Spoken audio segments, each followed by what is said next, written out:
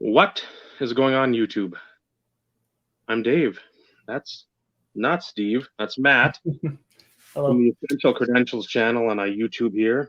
And we're going to talk a little hockey. Steve had some prior engagements to do this week.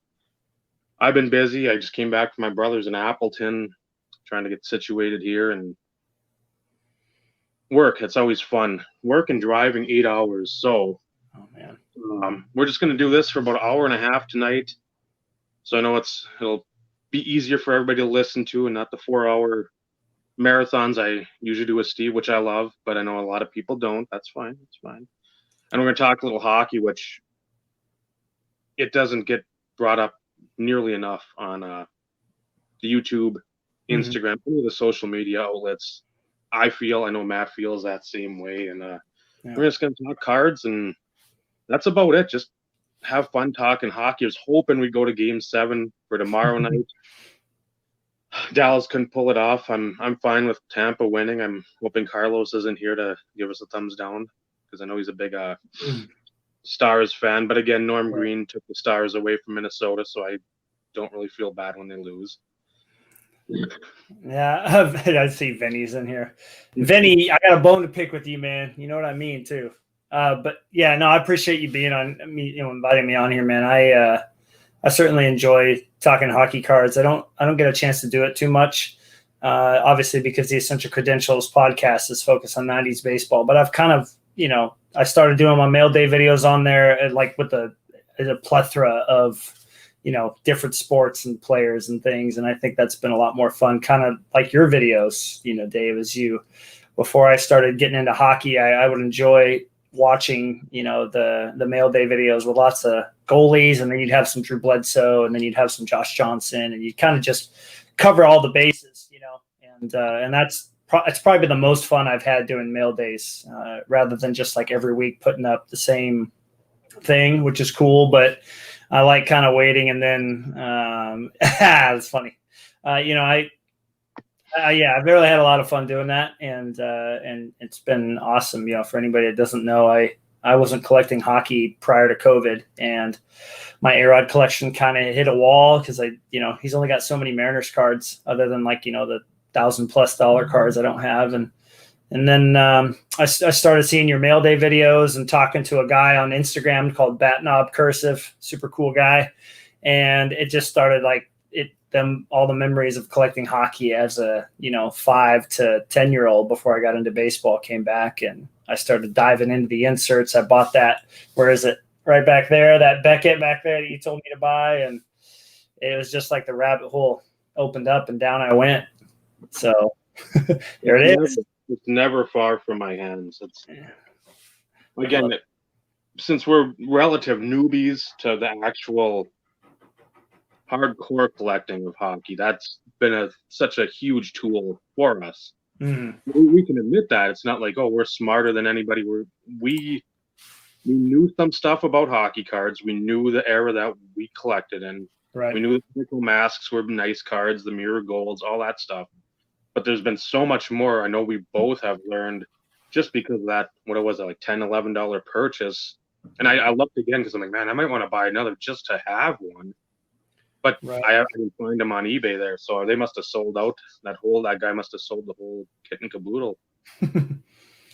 No, I like what you're saying too, man. Especially with the prices. I think that coming from baseball 90s, which is like, exploded or did back when COVID happened, I predicted, all these cards were going to go up and these were going to be cheap. I mean, it has gone to an absolutely new level. A-Rod has gone up a little bit, It's maybe doubled in some of his big cards, but so I'd already had most of those, but I was like, oh man, I can't afford to stay here if something does come up. Like I grabbed a few really nice ones, but I started looking at the prices of the hockey cards, and I started looking up the big cards that I knew had crossovers, thanks to the Beckett that you recommended here. And I was like, wow, okay, this is something I can really do. And I'm the type of guy that just goes all in, man. Like you and I were talking before the show, I kind of was like McGillney, Bure, maybe a couple goalies here and there, guys that I remembered as a kid, And Lemieux I knew wasn't going to be obtainable because I'd kind of dabbled in looking his cards about a year ago.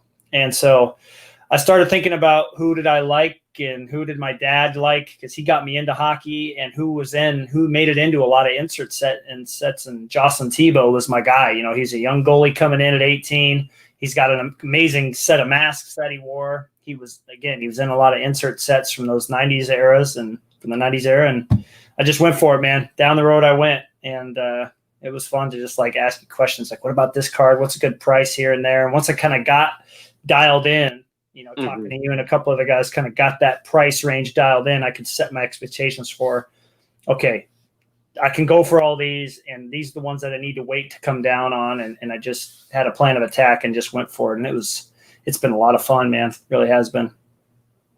And that's the thing. We talked about it before when I was on your show. We talked about it privately. We'll talk about it anytime anybody asks us, or probably on any episode. If you have the inkling of going down some road, go down the road. You don't have to be an Indy card, Formula One card, going 220 miles an hour. Yeah, that's right, man. You don't have to be Lewis Hamilton. You can take a leisurely trot.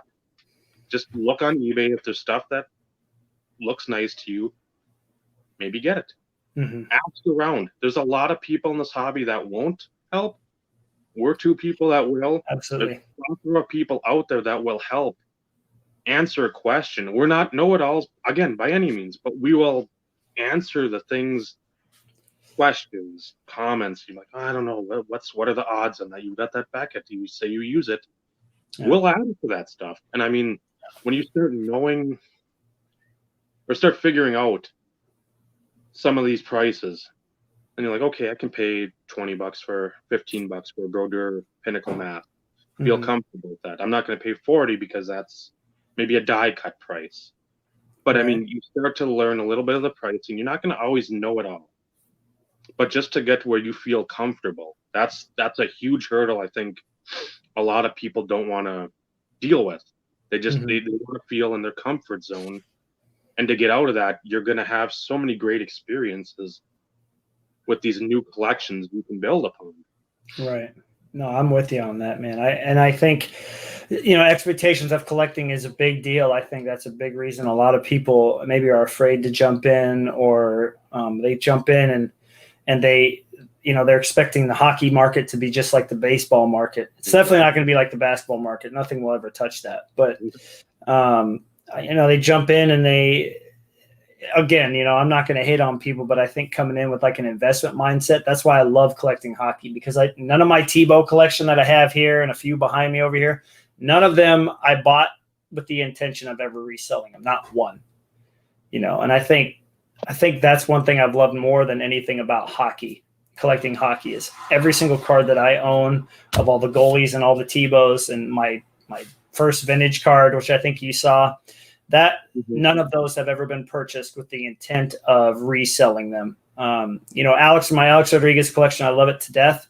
But if I got in a super tight spot and I needed money, I know that I'm covered with that collection. My Tebow collection, nope.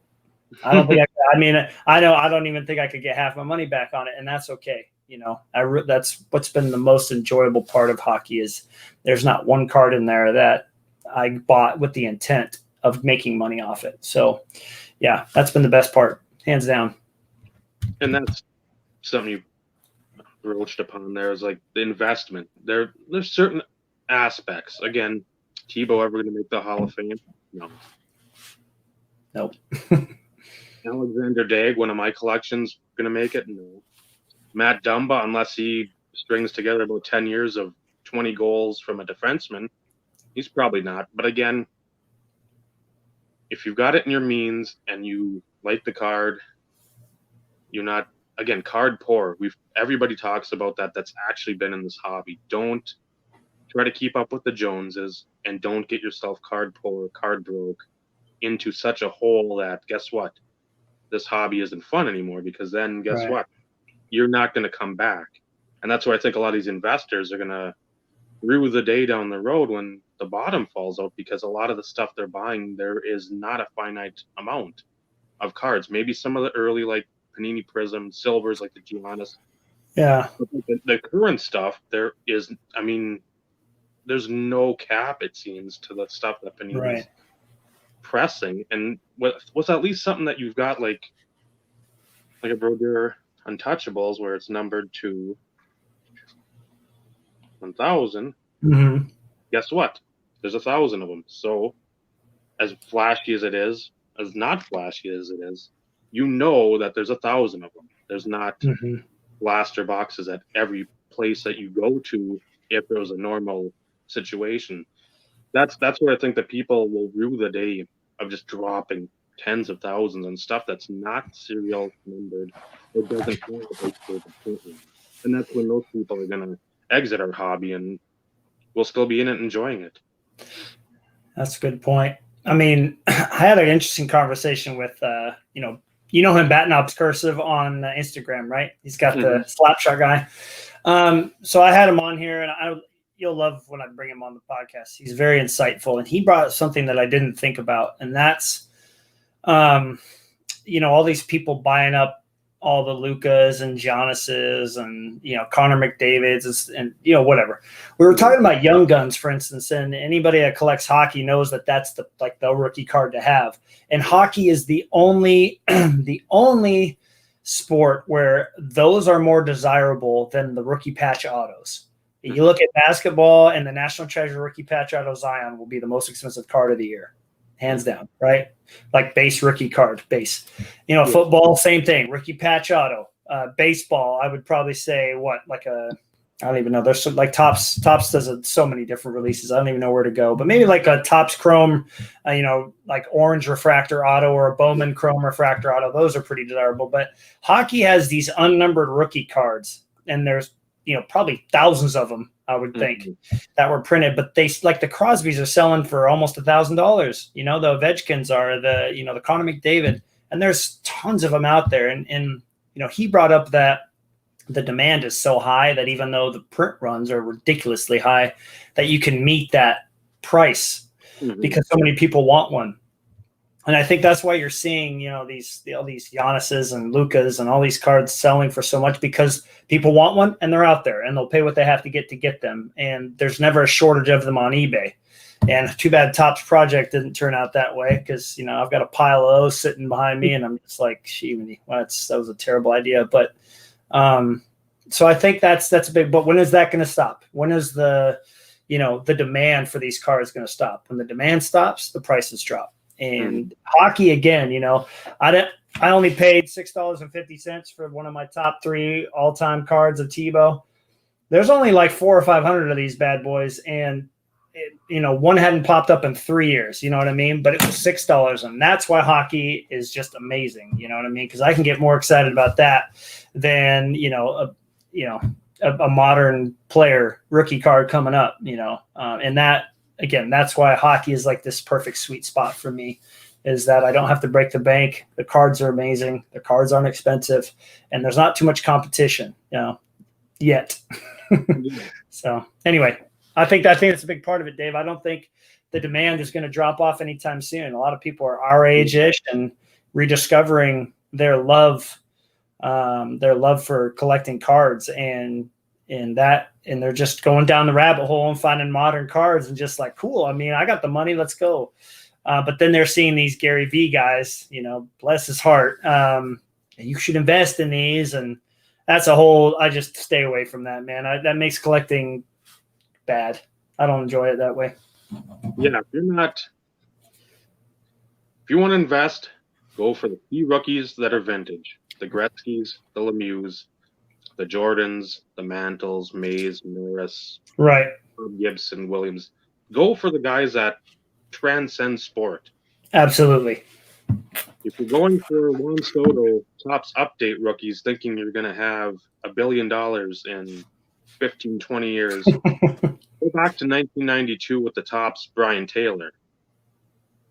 People thought the same thing then. I mean, that's funny. Did you say 52? 1952, Brian Taylor. I was just letting my friend Tyler know. He would love to listen to this conversation because he's got some thoughts. But I don't know, man. I love what you said about the old school guys, though, because vintage is a path that I never even thought about going down. But like my vintage card sitting here, he's not going to get any worse. Those guys, those retired guys, man, they've done what they've done, and their name's not going to get dragged through the mud unless they do something absolutely horrendous in their personal lives. So if you want to invest in cards, I guess if you want to say that, I think vintage is the way to go, man. I think if I was going to decide to go down that road and I came into a lot of money and I wanted to make more, I know exactly what path I would go. Not this, you're taking such a risk on, Connor McDavid even, or Mike Trout or whatever you want to say. Those guys could have a career-ending injury tomorrow, hiking a mountain and they're done. The cards just go whoosh, So anyways, I think it's a perfect time. My dad was really excited about the card and I always kind of wanted to get this vintage card. And then a friend of mine, Greg, who off the podcast, he was like, "Hey, you should really do it, man. Vintage is a fun place to go every now and then." And so I came into contact with a really cool guy named Nick, and he sold me the O-Pee-Chee Patrick Waugh rookie. Let's see if I can get it to zoom in. There we go. And it was previously graded a 6.5, and he had busted out. He sent me the label, and it's just talk about going down memory lane, man. Like seeing this card in Beckett and thinking I'll never own this as a kid. There's no way. Even then. And I look at it now and I'm just like, this is definitely a card that will remind me of my dad, first of all, because he loved hockey back in these days. And it was like the vintage card to buy. I couldn't think of another one, maybe a Lemieux down the road, but come on, that's like the most iconic vintage goalie card ever made in my mind. So, yeah, that's one on my list at some point in time. I'm super jealous of that one. So I'm glad you got it, though. That's the thing that. Again, it went to somebody that obviously appreciates it instead of somebody that wants to. The flipping aspect, again, I get that's more of where the younger guys come in. I think that's more the risk, more the testosterone starts getting up and your endorphins or whatever. They start manifesting. It's like, oh man, this Soto PSA 10, I got it for $250. It's going for $5. I'm going to hold out for $1,000. And I mean, I get the rush, but at the same time, that's a lot of us, most of us, the collecting bug isn't about, man, I got to sell this and get something else to sell that. No, it's not flipping. It's appreciating the cards that we do get. Mm-hmm. If we do have something that may not fit in our collection or something that just has risen to the point that, well, it's stupid to hold on to it because. Well, you had that happen, didn't you? Remember? We talked about that. Yeah. So it's like, okay, then I can part with that. And guess what? I can pick up some monsters for the collection and other stuff that's interesting. Yeah. So, I mean, I've shown you, I think I showed you that Ripken I picked up. I'd like to see it again. I mean, I think it was a while ago, man. So I definitely like a refresher if you have it. Yeah. I just thought it was pretty cool. Yeah. Oh, of course. Yes, of course. Yeah. Talk about a childhood card right there, man. That just must bring back so many memories for you. Seeing that in the Beckett for whatever it was, $450, $550. And it's just like, that's not even going to be something I even see. Yeah. But again, part with some Siakam stuff, some basketball stuff, stuff that's been sitting in boxes pretty much for 4 years. Yeah. And it's just like, okay, I'll look it up and I'm like, ooh, I better look for that card. So glad I did and was able to make that deal and was able to pick up a lot of stuff for the collection and then just stuff that I thought was cool. I mean, that's the main part of collecting. It doesn't have to be like, you don't have to agree with me. I know, I like that. Baltimore franchise. Come on, Bob, you know that. That it doesn't have to be stuff that you agree with if I pick up or I agree with that you pick up or Greg picks up something that you don't like or whoever down the road or Bob picks up. As long as you like it and you are comfortable with that price, that whatever you paid and you're happy, that is the bottom line. That's all that's important. That's what collecting's about. Yeah. That's what collecting's about, man. I mean, it's nice to be able to, I think Instagram has been one of the biggest revelations for me because in the baseball world of Instagram, if you're not posting essential credentials and PMGs and one-on-ones and these crazy cards and, nobody, you get like a little like, but it's like, all right, well, nobody's really going to say anything to you about those cards. But interacting with all the hockey fans, man, that's been one of the coolest things. I think Vinny can attest to that. I think you get on there and you start having conversation, and people enjoy each other's collections. And that for me is what it's all about. Because I'm here in Sitka, Alaska. Nobody collects hockey, let alone collects 90s here. Nobody. I know a vintage collector, one. That's it. And for baseball. And so it's really about appreciating not only each other's collections, but obviously people appreciating yours, and just kind of going back and forth. And the hockey Instagram world has been really nice. So yeah, it's been awesome. Yeah, Yeah, it's a football podcast. If we ever talk about the Seahawks, man, you can bring them up all you want. Steve. Yeah, I wish they had more stuff in the '90s too, but they were such a also-ran franchise. I loved Chris Warren, but their quarterbacks were pretty bogus. Their team was disastrous, man. Joey Galloway, I liked him, but again, always injured, or he just never panned out the way I thought he was gonna. Yeah. But yeah, if they had some of those '90s inserts, I would have loved that. Yeah, there was definitely some cool ones. I haven't gone down that rabbit hole. I already know who my favorite '90s player was. That was John Elway, but he's got such a big following. That's not even something I want to even entertain. So I think, you've talked about this too. It's good to have kind of a focused idea. Yeah, whatever. We're talking about hockey now, dude. Carlos, you can't just pop in, man. You got to go back and see what we've been talking about. But no, I think it's nice to be focused on a certain player or two players. I think you can get into hockey and you can be collecting like goalies in general, and that's just too big, man. I mean, I thought about it, and I've got a nice binder of goalies here, but I look through it and I'm like, I barely ever open this up and look at these cards. I'm always looking at my T-bows, all the time. And so that's just my mentality. I like player collecting, and that's how it. Yeah. Carlos is still a little salty. Sucks for you, man. But hey, at least your team made it to the finals. The Penguins got ousted by Carey Price by himself, basically. Oh yeah, there you go. Bringing out some Adano. Special edition gold. I think that cost me like $3. I cannot find the T-bow of that. It's funny you showed that. That's one of the only T-bows from 95 or 96, I believe. I can't find that one. It hasn't popped up at all. Kind of strange. It's like one of his first Canadians cards in here is he's got the white mask. Right after he got traded, he used his abs pads and mask for a game or two, and then he went to the white mask, and then he got that iconic Canadians mask done. Where he's got the old school Jacques Plante looking thing painted over the top of it. So yeah, this is definitely his best pad and mask setup of his career. I think the Canadians days, man, they were his best. Loved it. Yeah. Okay, now he can afford more Madonna 101s, huh? Awesome.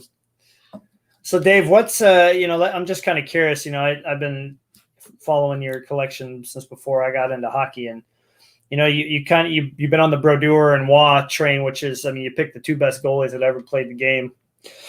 And where have you kind of hit a wall at all with that? Because you picked up just some absolutely like monsters. Have you seen the market trend start plugging into hockey too with that upward trend? Because you sent me some of the prices you paid for some of the cards, and which really is interesting because I compare it to what my T-bows cost, and makes me really think like those two guys have such a big following, even still, even though they're 90s. Yeah, there's been some stuff. I think we talked about or texted the titanium 2001, the jersey number. Yeah, that was a big one. Both of those, and those were well over 200. And that's insane. Well, we're glad you did, Steve. I can support that being a teacher. So, yeah, good for you, man. But there's stuff I talked about, that totally certified gold to 59. The guy wouldn't come down under 900. That is just crazy, man. That is just crazy.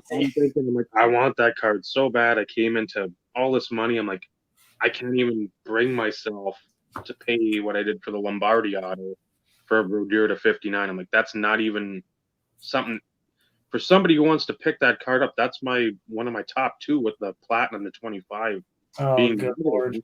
I can't even think about, like, I wouldn't even pay half that. I'm like, Yeah. 400 was just like a number where I was like, no. But yeah, stuff has come up. I'd say more so for WA on that that WA StarQuest Gold one for what, like 850 US, so over 1,100 Canadian. That was not too long ago. Wow, Little over a that's impressive. That's more than most of the baseball guys go for, except maybe Griffey. Yeah, hey, you're welcome. I appreciate being able to hop on here, man. Thank you.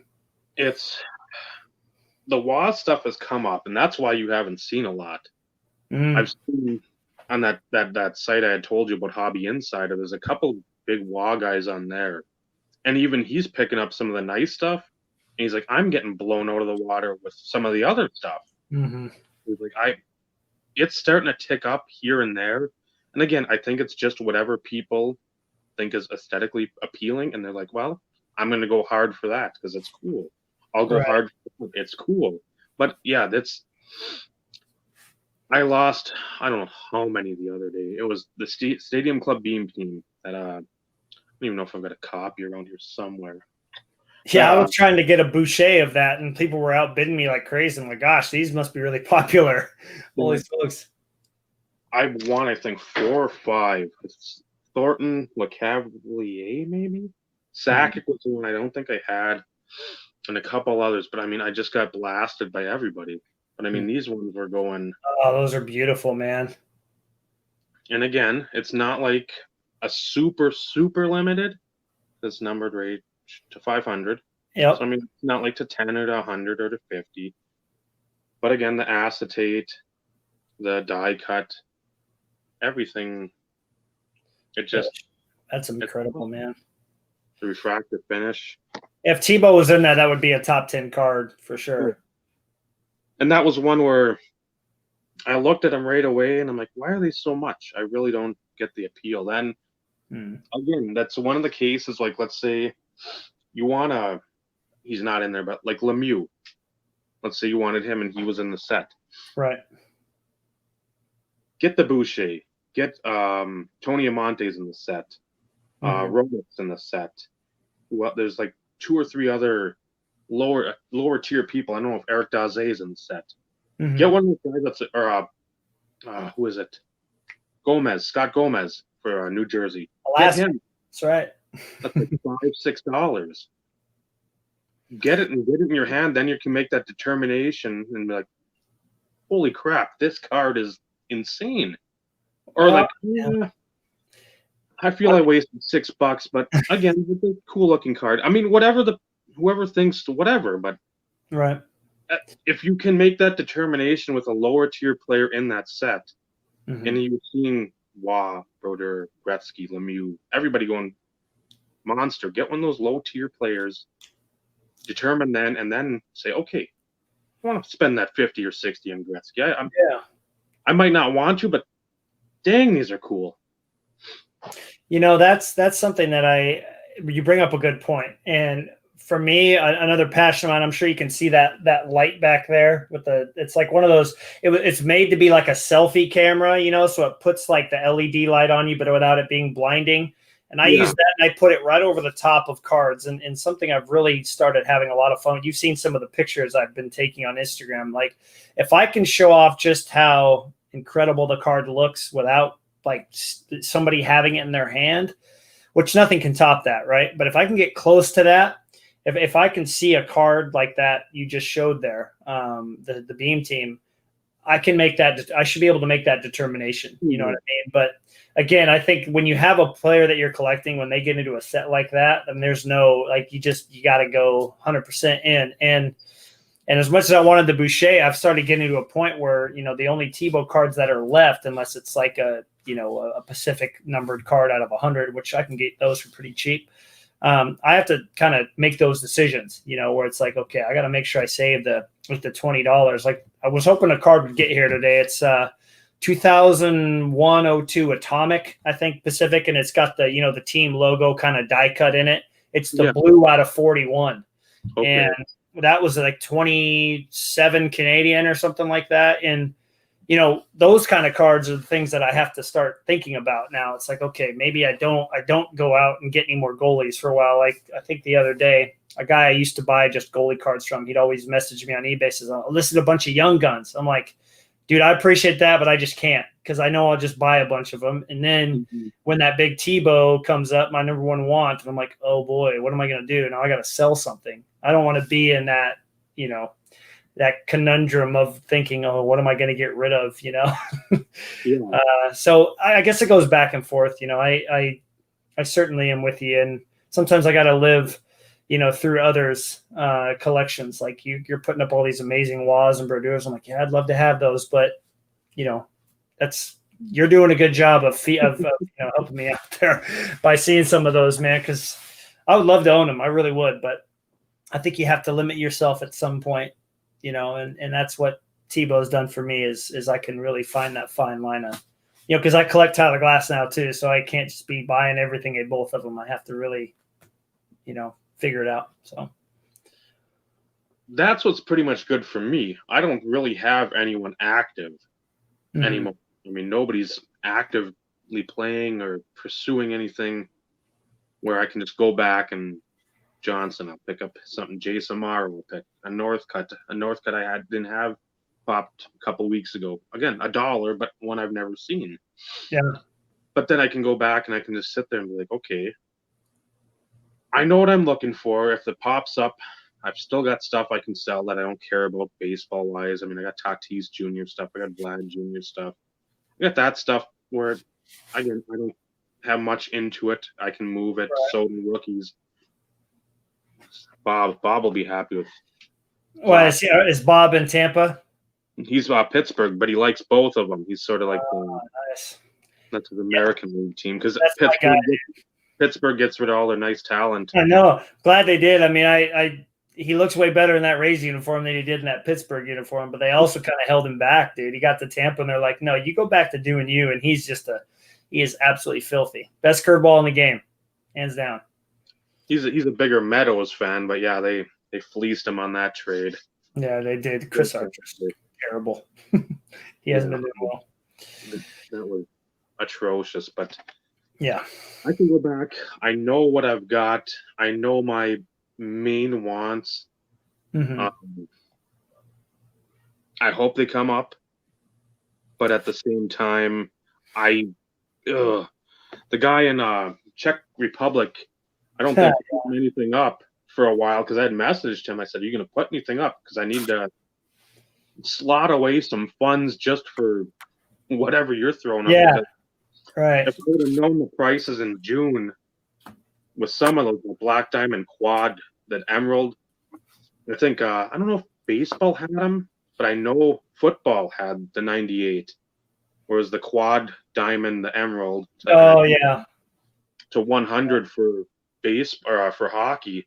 I was thinking, that's like a $60 card tops. That thing went for over 100. Really? Yeah. Yes. Yeah, we've went over before on the podcast. Check your lists. Yeah. But the Brodeur, I was thinking, okay, I love the red uni. I love the green background. Again, I don't care about Christmas, but I mean, that reminds me of that. And I was like, okay, 60, and then you've been outbid, and it was still not enough. 80, still, and then two people, it went up to like 120 or whatever, 110, 120. I'm like, okay. Then that was a nice eye opener. If I'm gonna lose something, at least I can say, now I've got to prioritize things, and I've at least got a price in mind. Sure, the next time I might not have people bidding against me, and then like a war gets going on, but at least and have like a template for like, okay, that's where we need to be next time, instead of 60 will win it, and you just get blown out of the water by twice that, and like, yeah, it kind of leaves you pissed off a little bit. Yeah, I mean, I mean, we've all been there, like A-Rod when all it takes, but all it takes for any player is one more guy, like Mhm. if for instance, Carlos, I mean, we all know that he loves Mike Modano, whichever one you want to pick. Um, you know, one more guy into that Modano circle of collecting, a guy like us is like, oh, he was my favorite player. I met him as a child, like he's getting back into it. One more guy, and those prices go way up because then you get into a card that Carlos has been chasing forever. It pops up, but then that guy's new and he's like, that's the coolest card I've ever seen. And they're just like going back and forth. Then that happens. Then you get a $60 card that is always around that price, go for twice that. So I learned that the hard way with A-Rod there for a bit, because some guys came in and then they bounced out, and you have to readjust your expectations. That's super important. Super, super important. Vinny, it's under UD Choice Star Quest Blue. That's the base. And then let me see. Green was the second easiest, red was the third, and then gold is the good luck. Because again, those just do not pop ever. Oh no, there's And if possible. they do, they're going at least. There was one I had seen too, because again, I was stupid enough to do like sold listings. Patrick Eliash, I think back in June, somebody had in a lot for $15. Yeah. Buy it now. I don't go back and look ever. I don't even look at Tebow's, man. I don't even want to know. Like if I missed out on my number one, which I'll be superstitious and not say it. I don't want to know because it'll just drive me absolutely bonkers. So I don't even look. I know there's a lot of people that that do that, but yeah, I don't do it for Verdure. I want to see, because I had seen on Sports Cards Live, somebody had Jeremy or whoever was on there said about the StarQuest Gold selling, and somebody said the Brodeur. It might have been the Beckett episode where they're doing the price guides, right. and I said, "Well, what the hell? Where was this at?" Because I'm checking Brodeur probably more than Josh Johnson every day, Yeah. and I'm just like, where was this at? So I don't know if it was on the marketplace or on like Beckett Marketplace or somewhere else, but I'm like, Yeah. it hasn't slipped past me somewhere on eBay, and if it did, it was under some rogue listing where it was vague and nobody knew. Vinny, 399, page 399. Yeah, that is, you do got to check all the you got to check all the different sources of cards for sure. And I mean, that was one thing that you definitely were a huge help with is, asking about checking this side and this side, and it's been a huge help. And I, as far as Tebow goes, like if somebody's holding on to a Brodeur, big time card out of 30 or 25 or 50, the thing's going up on eBay, man. It's going to happen. But it's been really interesting. Like for instance, this card right here, the 99 Atomic, which was number 2 on my want list for so long.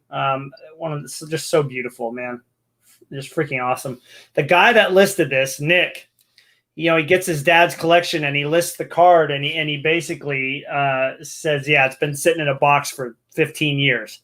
And I threw it up, and I couldn't believe that there was a guy that collected Tebow that not only offered, but I messaged him and told him how happy I was to find it. And so that's the thing with the, I think with Tebow's cards, man, people could be holding on to a lot of them and just not even think about listing them. So I definitely am in a tougher spot than you are with Brodeur and Waugh, man. I have to just hope that somebody like Nick comes across a box in his dad's basement or whatever attic and is like, hey, these are some nice cards. I should throw them up on eBay, So, yeah, for sure. Yeah, I looked, somebody the other day in Sweden had Nicholas Lindstrom Atomic 98, 99. They had that, the regular. They had the Scotty Bowman's, the Bowman's Best subs or the insert, and then they had the mirror image.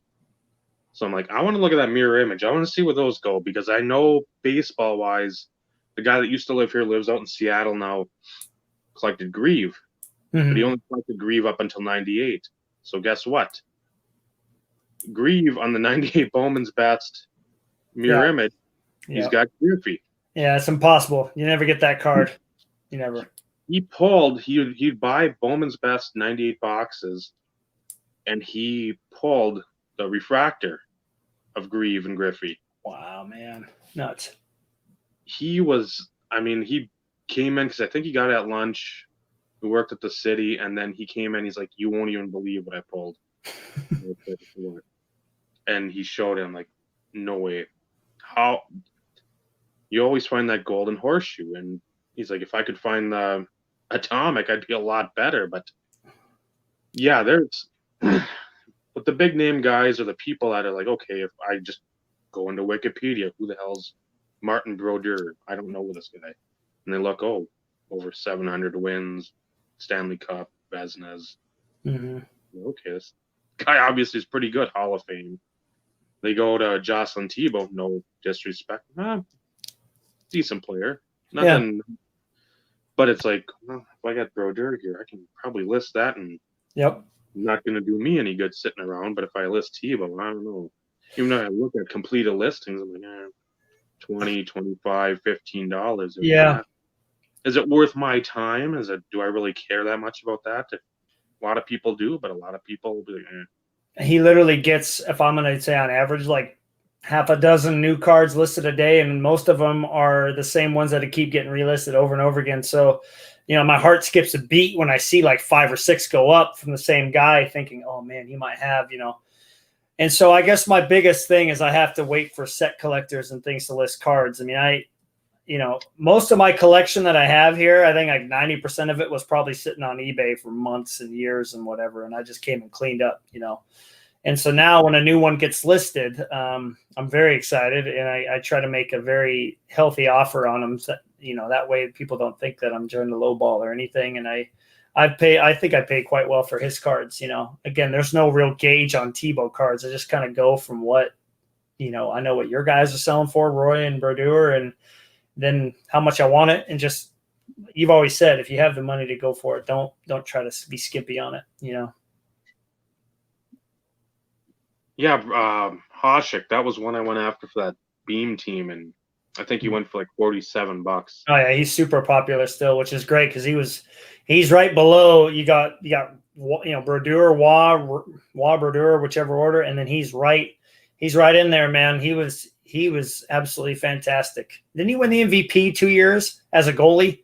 I mean, come on. I think there's a 94, 95 pinnacle. Vinny, I hope you're right, by the way.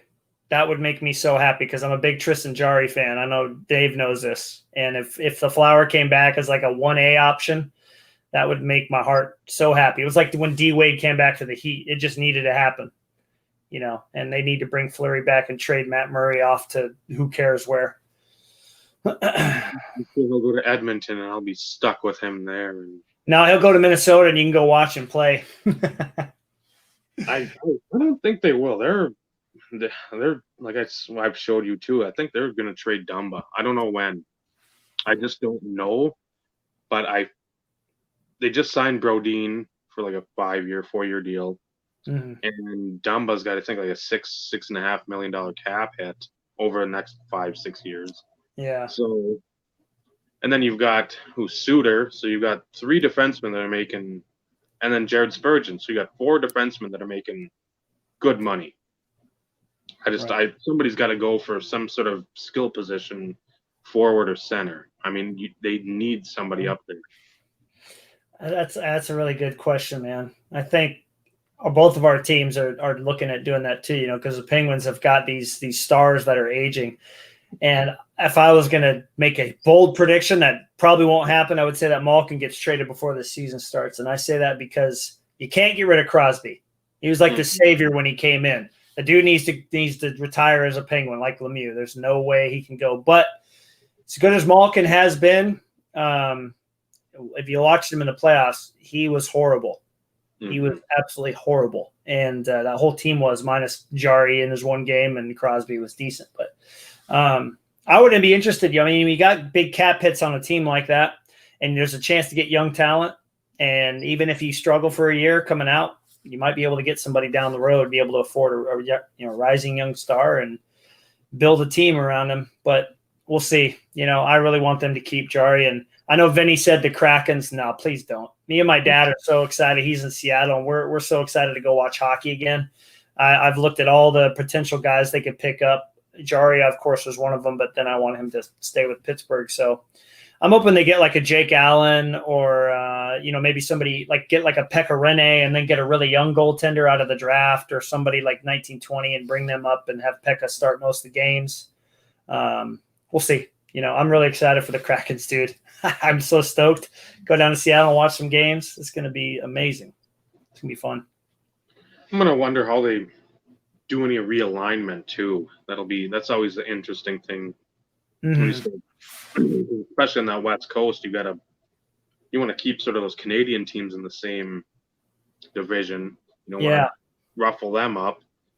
But yeah, I always like that expansion draft stuff, just because now it's so you can't hoard everyone. You've got to give somebody up. Every team can only protect one goaltender. Yeah, that's huge.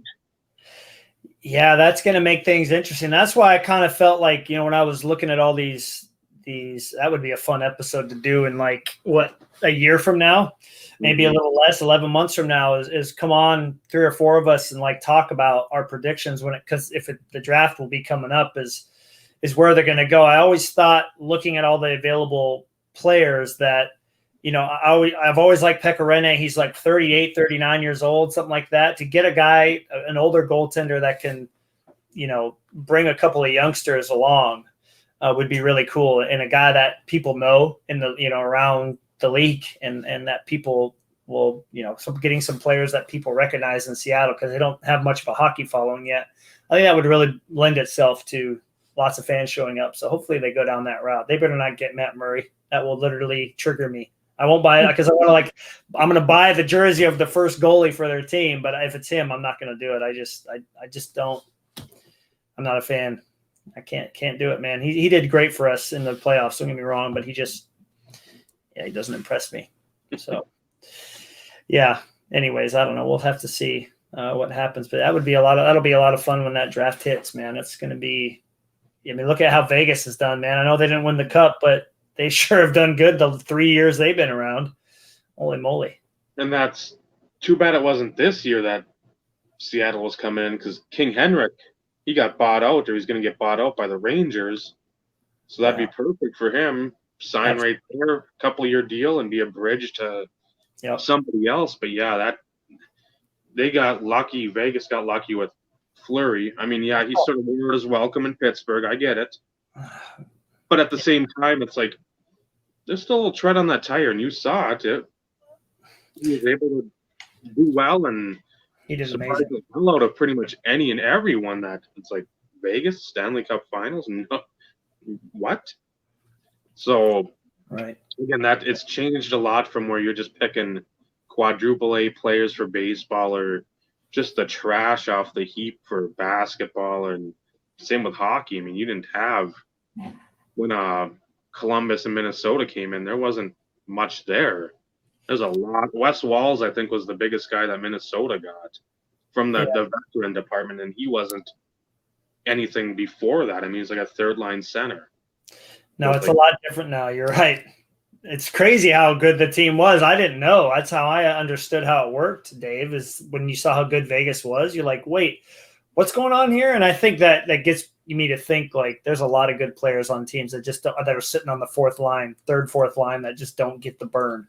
And same in the NBA, there's a lot of good players that sit on the bench and they need the right opportunity. And Vegas proved that, man. Those guys all came out and just completely knocked everybody's socks off, Go back to a comment Carlos said it. A lot of the stuff, that doesn't pop often.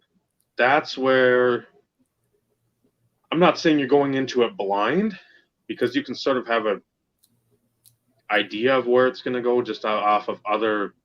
It doesn't even have to be similar looking or similar ratio odds or even sort of numbered. But you're okay, those Z goals are impossible to find. Yeah.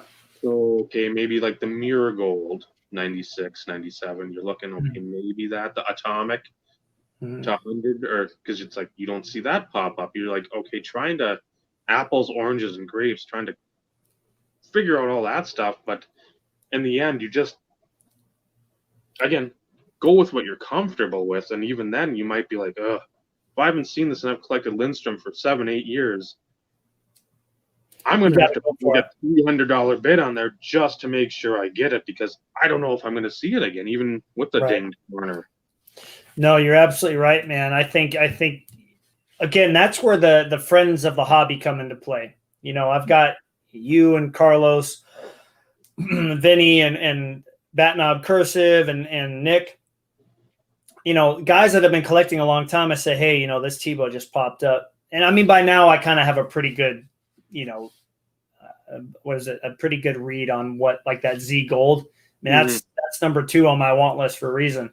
If that comes up, it's like get your gloves on, man. Get your boxing gloves on. It's about to go down. I mean, because you feel like everybody should know this is an impossible card.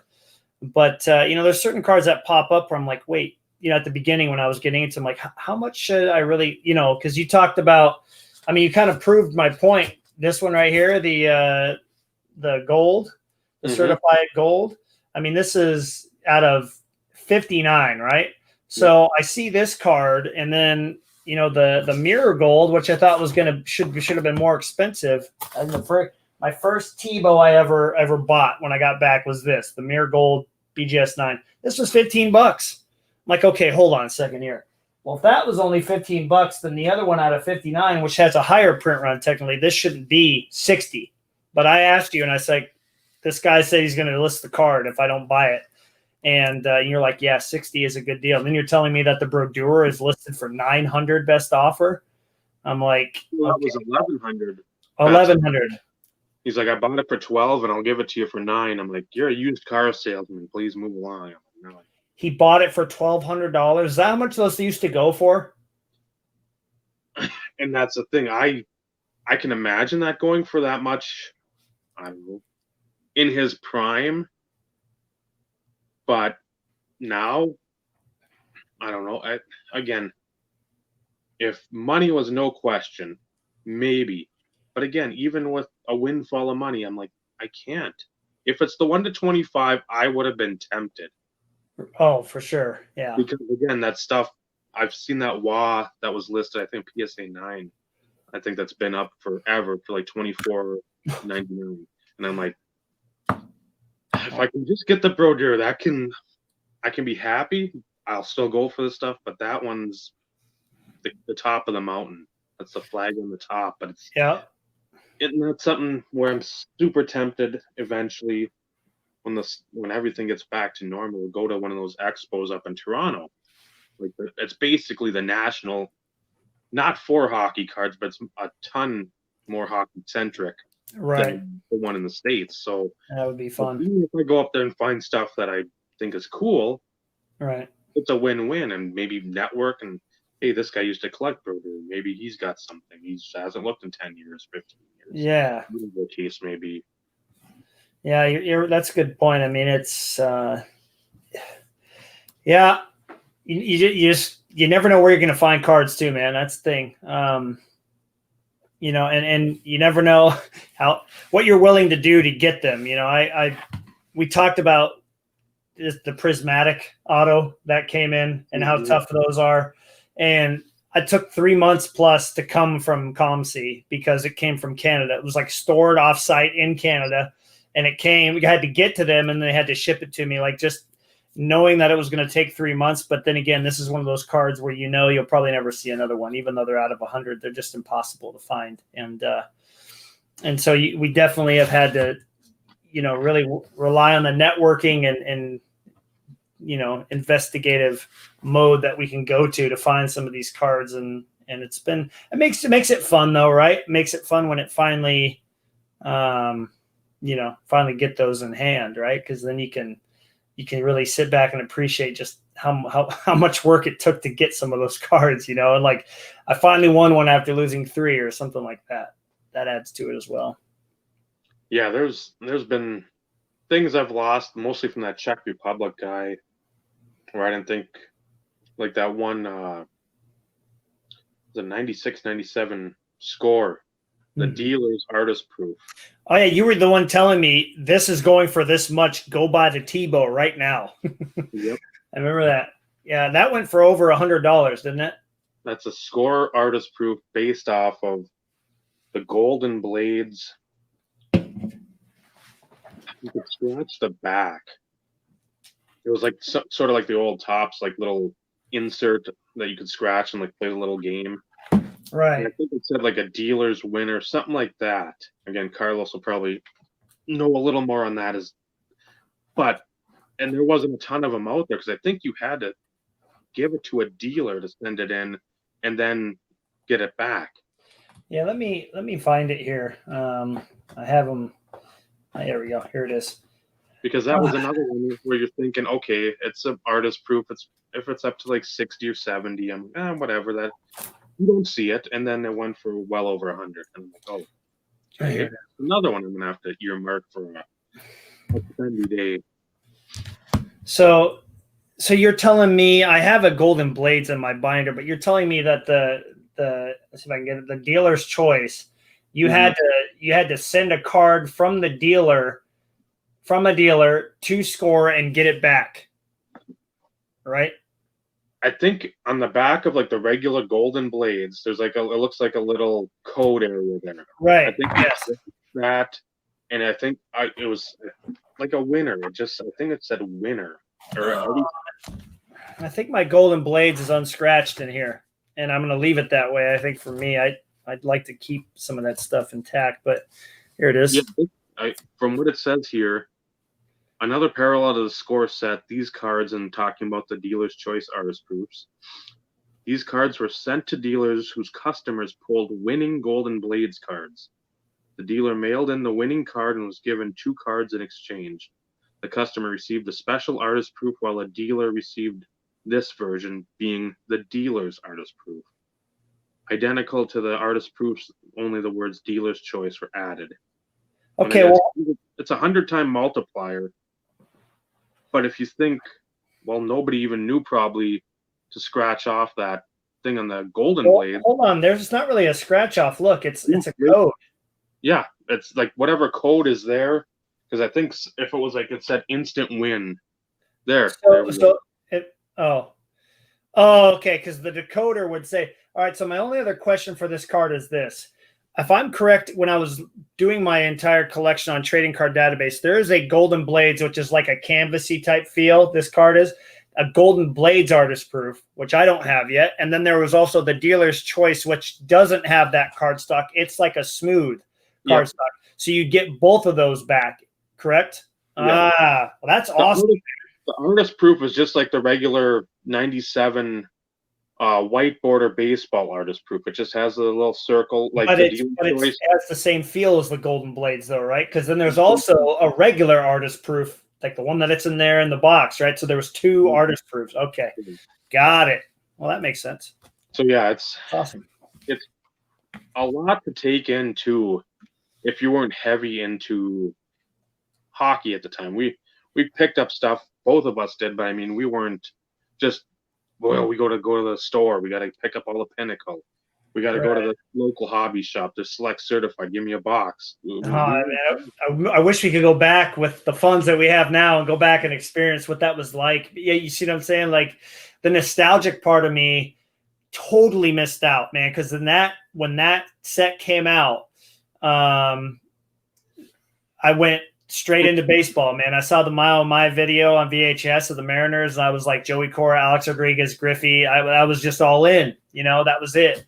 And I missed out on hockey being just an absolute blast. Like that kind of stuff right there does not exist anymore at all. It couldn't exist. But like the mail-in redemptions, if you get one of those for any player, it is like such a cool feeling to think of how hard this card is to obtain now and how hard it was to get back then too. I mean, it's just, that makes me love that card even more. I don't know why it's not in a magnetic. It almost should belong in one now after just the fact that was in the dealer's hand, and he probably sold it to somebody when he sold the shop, and then it got listed on ComC at some point, Yeah.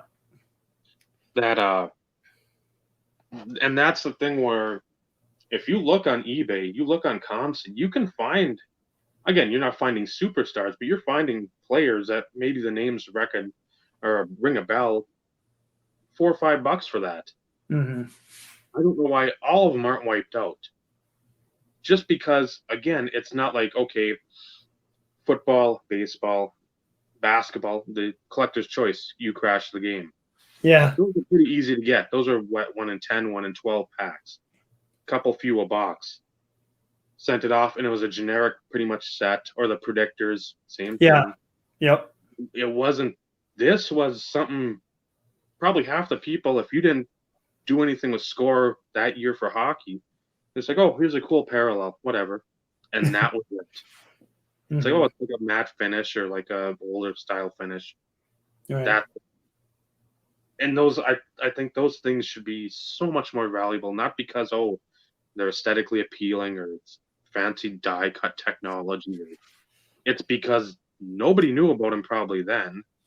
Right. Now, if you can find one of your star players, you're going to be paying a pretty big buck. And if you find like a Yager for $20-$40, jump all over it. Yeah. No, you know what's helped me appreciate cards more, Dave, is like you say, when you said that Brodeur was going for $100, I had that thing sitting in my cart on ComC. I went that right there and then went and grabbed it because I didn't even make an offer. I was just like I think it was $980 or something. I was like, this is a no-brainer. The big guys, when you see the Lemieux, the Brodeurs, the Waz, the Jagers, Fedorov, Yzerman, Lindstrom, all the guys that sell for big money, Hasek, and you see that they're going for like $80 to $100. I'm like, well, I guess I don't need any more convincing, Like, imagine what are the odds that a Tebow is ever going to show up again, ever? Mm-hmm. Like for instance, this artist proof you probably won't see another one for probably 3 or 4 years. Why would somebody list this card? To make $6? Nobody's going to do that. They're going to list the Patrick Waugh and make 80 on it. And that. Well, 100. That was another eye opener too. Is that really how much this was for Waugh, the Pinnacle Artist Proof? Yeah, it was 99 something. When I thought, I'm like, okay, 45, that'll be a significant price. I just saw it keep going up, and I'm like, you got to be kidding me that I can't get the Waugh. That's an artist proof, and then that's when I'm like, I got to get that Beckett very quickly because I went and ran and grabbed it too. Well, no, that was even before. I think I had the Beckett. I don't know if I had it yet, but I'm like, I need to get one of these because something's I'm missing out on here. Mm-hmm. I don't know what it is, but I've been able to get. Oh, sweet, dude! Awesome. What a great picture too. Pinnacle's the photography on their cards, the foil on there. It's just, and what's interesting? What's the card number on that one, Dave? 145. You notice how on both of ours on the back it says artist proof on there. Mm-hmm. So on the back bottom right corner, you should see it there. Yep. So the Series 2 didn't have that, but the Series 1 did, and baseball didn't even do that. You know what I mean? Like baseball didn't list artist proof on the backs of any of their cards. Like hockey does so many cool things. Like even a Griffey artist proof from this year does not sell as much as the Waugh. So go figure. Like hockey that's what makes it so cool, man. There's so many anomalies that make like the Z teams. You know what I mean? What Z team I'm talking about? Vinny has posted them. Batnob cursive. Oh, that is sick, dude. Was that a subset? Yep. So was that? I don't know. Do you talk prices on here about cards you've paid for? I assume you talk a lot about that. But was that as much as the Waugh, or was it cheaper? Cheaper. Both of them I got for. What did I pay? This was from some guy in Canada who had listed a bunch, and I was able to pretty much win them. For less than I had lost the guy from the Czech Republic, so I was like, okay. I want to say I paid for both those probably 60, 70, maybe for the pair. For the pair. Yeah, that makes me just say that there had to have been a guy like me who was like, this is my dream card for Patrick Waugh. And it showed up, but then everybody else likes artist proofs, especially from this year, because the year after they did the Dufex with the artist proof, you could barely see it down in the corner. It looked nice, But this is such a clean design. I mean, look at your Brodeur. Tell me you don't come back to that card. Yeah, there's only been one. Okay. I mean, you come back to that card a lot, right? I mean, it's just such a clean, beautiful card. And when I listed that on Instagram, Vinny knows. I mean, that card, I know even if you don't collect Jocelyn Tebow or Martin Brodeur, when you're scrolling, you stop on those cards. And so oh, yeah, dude. Yep. I'll probably never own one of those because I had a Bure, but it needed to go to a collector that was going to love it like you love your card. And so I sold it to an awesome dude on Instagram. I'm sure you follow him, the Bure, one of those Bure collectors, and he loves it a lot. So I'm happy that it seems to be more prevalent out there, and I don't know why. Well, because the people know they can get $100 to $80 for all of them, probably for the big guys. You'd be surprised. You can probably get one of those for under 15, but it's Brodeur only, it seems. And again, I don't know if he had, at the time, he was like a spokesperson for. Oh, you think there's a bunch of extras out there, huh? I mean, he's got a promo variation. I don't remember if it's got the promo on the back or the front, but he's also got one that's stamped, like in the back through like the pinnacle. And of course, I got the price on there for how much I paid for it, $10. You lucky dog. But it's like stamped right through the pinnacle. Oh, yours is, or the one that you're talking about is. There's promos out there. Oh, right. Like a hole puncher. Right. Well, it's funny. There's a Tebow card. I'd say it's on my top 5. It's from the next year's Z team, the one that's got like some like the acetate stuff going on. I had a Bure, and I'm like, it's all right. There's Tebow. I was like, wait, he's in that set? There is not one out there anywhere. There's not one on eBay. There's not one on Beckett. Any of the other sites we've talked about, nowhere. Like, what is going on? Like, you can find one of any player. Like, you type in Lemieux, boom, you got like 5 of them show up. There is not one for Tebow anywhere. So that really made me think, like, okay, was everybody produced equally, or did like somebody buy like 500 Tebows and just hold on to all of them? Because you think that card would be out there, but they're very desirable. So I think that keeps them in people's collections. Nobody lists them. So, and that's, I think, for that 97, 98, where you've got like the Z Gold. They were in that Dare to Tear type thing, the big 8x5x7. So you see that seemed to be popular at the time, but guess what? It was like, this is dumb. People like, I don't want to have a card, buy one. Maybe I'll get something good inside. Maybe I'll get Ulf Samuelson and be like, why did I get this? Or why did I rip a Madonna to get an Ulf? It's like, so that I'm thinking there's a lot of that stuff still floating around, or somebody's got a bunch and they're like, we're going to take a loss on this and just leave it in the old closet or in a storage shed or what. And I'm thinking a lot of that stuff is just hidden away and has never been exposed to the light of day. I mean, when I did my want list on Trading Card Database, I think I put 100 Tebows on there. There's like, the both of the jumbo Tebows, like I think there's 3 versions: a regular, like a silver one impulse, and a gold impulse, and then the Z Gold. That's number 2 on my want list. I mean, none of those I've even seen. I only know what they look like because somebody listed them in their collection on there. But it's like, those are impossible, man. Like Carlos was saying, those Z Golds, can you imagine what a wall would go for? It's got to be $200 at least, huh? I'll have to look that up because I'm sure at some point one of them has popped. Because again, I've looked at a lot of his stuff, but it's just like, I know, sort of like you with Tebow, I'm like, I want to go more towards Brodeur. If I can fill out that stuff and with a lot of the frequencies that his stuff is popping up with, it's like I want to sort of push my funds towards him. Yeah. Unless it's a wall that I'm just like smitten with, and I'm like, okay, let's go. I mean, there's definitely cars that pop up like that, and it's kind of funny on Instagram. I'm sure Carlos knows who I'm talking about. There's this guy that recently popped up who is a Tebow collector. He's got like game use stuff and all this. And then there's 2 other guys apparently that are out there. that aren't on Instagram. So it's kind of cool to know there's a following, but it's kind of funny that, you know, you start a trend and all of a sudden other people start popping up. You know, but it's cool though. You know, I've definitely been surprised. The hockey collecting world surprises me all the time.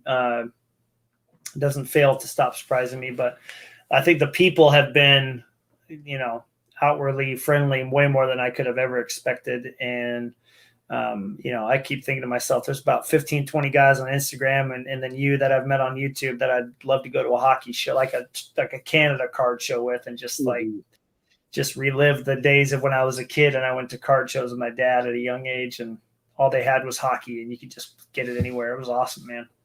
Good times. They'll show you a couple of WAs. And again, as we go along, if you want to show stuff, please go ahead. Oh man, I don't even know where to start, man. But you go first. Maybe it'll get me going in the right direction here. These are, I think, the 4 big WAs that I've picked up in the last month. Okey-doke. The first one, there's been a guy on there that's, I think it's Carter's Cards, or like Pennsylvanian. This is I got a bunch of stuff that out of the 90s. Love those cards, man. Can't believe Tebow made it in that set, but I'm happy he did. Yeah. There's a lot of goofers in there because I think Mark Denis is in there. He is. And there's I don't know if Eric Fashad for Islanders. Yeah, so I was mean, a weird we're one. at least trying to think ahead, like, oh, maybe these guys will do well. Yeah, for sure. I finally got the guy to come, and I was at work messaging him because I'm like, would you take 110 for the pair? Because he had him up for, I think, 44 and then 79. Okay, this one's the more expensive one you're about to show, I assume, right? I got 2 Broders that I'll eventually show, but these are the WAs. I was happy because I've been sitting on them, and I'm like, this is the one time one of my patient streaks paid off. Oh, there you go. I'm not very patient, but I got the Untouchables finally for him. And that's out of 1,000, right? Which they're decent looking, but did they do a variation of those? Because Summit would always do. They didn't do variation that year. That's too bad. It was just the high voltage where they had to whatever 1,000. I think there's the I don't know, high energy or something in the corner. It's like the Mirage that football did, and then I got the gold team.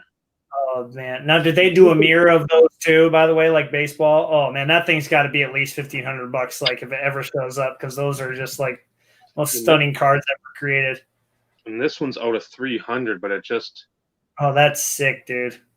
Such a sick card. That was one again where I was sitting there, I'm like, it kept coming down, and like I don't know how far it's going to come down because it's just something that's you don't see. And the last one I'll show before I'll let you show a little excitement. This is one I wanted, and again, looking at the Beckett, you're looking at score 94, 95, and you're like, why is this worth anything? Why are these cards so expensive? Trying to run through my memory, like, okay, I've studied score a lot. Which card could this be? Okay, hopefully I got it right. I bought a bunch of them from the guy because, again, he's just been listing all the. He was the guy that I bet you had that Boucher Stadium team. Yeah. He's just. I don't know where he's finding them. If he's watching us or listening to our conversations. I hope so. That'd be cool. Oh, I've never seen that before. That's a sweet looking card, man. So I was able to get, I don't even know how many. It was, I'll show this for Vinny. Oh, that's a really interesting design. Well, okay, so the picture of the color picture is smaller, like it's zoomed out a bit. Okay, so it doesn't quite line up. Interesting idea, like design idea on that. I liked it. I was like, again, they're tough to find. And then I was able to pick up. I mean, I got some other guys. I got Dag. I got Jeff Sanderson for the Whalers. I mean, I got some guys cheap, but for Carlos. Nice. And this one, Waugh was 61. This guy was 35. Patrick Waugh outsells Wayne Gretzky. At least for How that. on earth? That makes no sense. That makes So no sense. I was happy to get both at the price, at both their prices, because I mean, that was a Waugh I looked at and wanted because I knew they just weren't popping up. But then when he had everybody on there, I'm like, man, that's Yeah, that's kind of. You would think the greatest player of all time, hands down, would be the bestseller, but I wonder where why Waugh is like literally almost doubling his prices. He just must have an incredible following. And goalie cards, I mean, let's be honest. Goalie cards are more exciting to collect than player cards, man. They got the masks on, they got the pads. Artistically, they bring more to a card than any other sport. I don't care what you say. Like, sure, NFL, but all of them got the same helmet on. They might have different cleats nowadays or something, but artistically, they're not doing anything with the card designs themselves nowadays. Panini does have a couple cool case hits that they really like downtown, and but for me though, like Summit, dude, I think you convinced me to go after this one. When I found it, I was so happy. The In the Crease. This is the parallel for the In the Crease. What is this called? The mirror version. Oh, it's ice. I thought it was ice something. Anyway, this is the version out of 600, and just talk about just an amazing card design. Here's the back for everybody out of 600. I mean, when this pops up for any player, I'm always tempted to buy it, but I know I can't afford it. But yeah, dude, I loved Pinnacle Summit back in the day, because especially this year they did like 4 variations. Remember that of the base card? Yeah. They got the steel, they got the artist proof, they've got there's actually 5 then. Steel, artist proof, there's a silver, and then there's like a really speckled silver version. Lots of really cool ones, man. Yeah, exactly. No, I mean, you're right, Carlos. I mean, I don't really appreciate their base cards, but I love how low the print run is on all their all their products. Like the Bia Player stuff, you told me, I have to show this on the podcast. I think you know where I'm going with this one. You told me, like, Matt, you better buy this card because if I you paid for the Brodeur, right? The complete package, right? Yeah. I mean, talk about a fun idea. This card company, they didn't mass produce their inserts. They made so many different game used and inserts that they were all low print run, and I just thought that was awesome, man. Loved it. Oh, so sick, dude. That card would probably double in price now from what you paid for it, huh? I'm sure. I don't see. That's the thing. I don't know who's been out there collecting, other than the couple guys that I've seen on. I know a couple guys on the Hobby Insider page. One tries to pick up stuff when he can, but then there's another guy who gets more of the higher end stuff, and then he's saying he's losing out super high end stuff or medium high end stuff to other guys for prices he never thought he'd pay either. So it's right. I don't even know what's going on with some of that stuff. I'm like, try to stick to Brodeur, try to grab everything from the table then, and then I'll circle back to Waugh because I know, again, not that he'll always be there and the stuff. I'll miss stuff. I mean, we all miss rare stuff. But I mean, some of the Brodeur stuff I've been able to pick up, I wanted more than the Waugh, because I know the Waugh stuff of that Brodeur will go for more. And I'm like, well, I'll hold out and hope down the road somewhere I can parlay other cards into the Waughs. But right now it's been fun just loading up on Brodeur stuff. Right. Maybe people are overlooking Brodeur and just going for Waugh, you know what I mean? Which, I mean, yeah, pick the 2 best goalies of all time, arguably. That's a tough task for you. But, like coming into hockey months ago, one thing that was really cool is like baseball, a lot of their game use stuff even now is very dry and boring. Yeah. And in the early 2000s there, man, the hockey, the between the pipes and whatnot, I loved all the game use cards that they did, like the game use, like the pad, the trappers, like getting chunks of their not just their pads on their legs, but a chunk of the blocker or a chunk of the glove or the trapper, and that for me has made hockey even more exciting, because now I can start chasing some of those down and getting some really unique game used pieces as compared to, just picking up a napkin jersey swatch of somebody, which is really not that exciting in baseball. I mean, seriously, like any game used products from Panini are, game used and just are not, they just don't do anything for me, man. But hockey still has a strong following when it comes to that kind of stuff, because it's all literally game used, like legit used in the game, which is awesome. Yeah, the player used stuff that's pretty much killing the baseball and football markets. Yeah. When again, if you made those the case hits along with the inserts back in the early 2000s, you'd still have, I'm saying, at least half of the people that collected, because again, the technology inserts of, like, again, I'll show another, like a Madonna like that, a cool parallel to the, like a Chelios. That's awesome, dude. That looks amazing. Or like, I want to show something. Where, just had it here. Like a stubble out of that Leaf Limited. Oh yeah, that was a fun one. Awesome.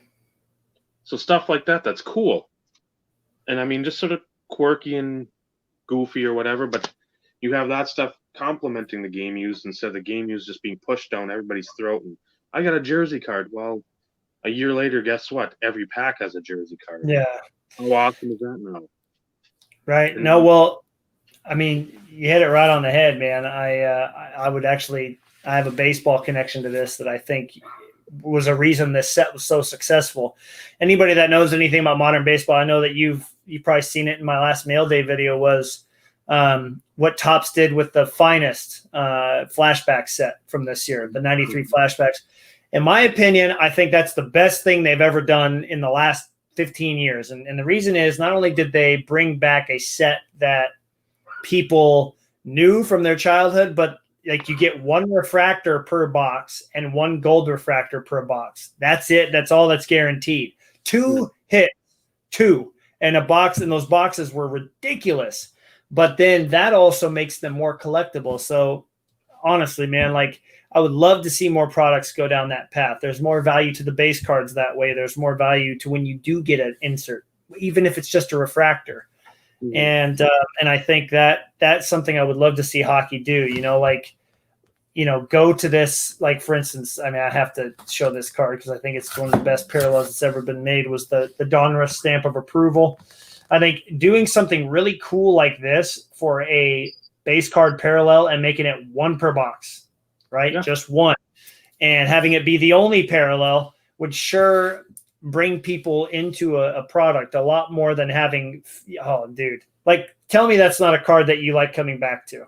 Look at that, like the gold lettering where it says stamp of approval. You can't beat that, man. You can't beat it. They don't make them like this. They just don't. Nope.